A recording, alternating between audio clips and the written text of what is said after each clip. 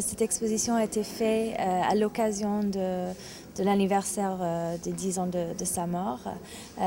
Donc c'était vraiment mis en place pour célébrer la vie de l'artiste. Donc c'était à l'initiative d'Alain Dominique Perrin, donc le président de la Fondation Cartier, avec Jean Nouvel, qui est l'architecte de notre immeuble et aussi était une très grande amie de César. Et il y a des empreintes humaines, qui est des empreintes des différentes parties du corps humain. Donc il y a des pouces, les fameuses pouces de César, il y a des seins, il y a des poings, il y a plein de parties du corps différents avec des matières très très variées. Il y a du bronze, il y a du plastique, il y a du résine. Après, il y a des compressions. C'est un travail qui a commencé dans les années 60.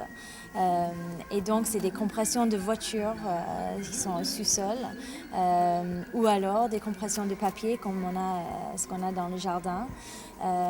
C'est une technique que César a découvert donc en 1965 et qu'il a continué à explorer jusqu'à sa mort en 1998. Et enfin, on a des expansions ici dans cette salle, qui est une autre technique que César a commencé à explorer dans les années 60, avec des mélanges de matériel qui donnaient ce genre d'expansion une fois mélangé avec de l'air. Il a récupéré énormément de choses. Il aimait beaucoup cette idée que l'art soit accessible pour des artistes, que les artistes puissent créer sans des contraintes budgétaires. C'est en partie pour ça qu'il a choisi le métal, par exemple. C'était facilement récupérable. Et quand on voit la Balloa, l'œuvre derrière vous dans le jardin, c'était fait à partir des papiers, des journaux à balles pendant un certain montant de temps. Après, c'était une œuvre éphémère, donc on l'a recréée pour notre exposition à partir des journaux recyclés.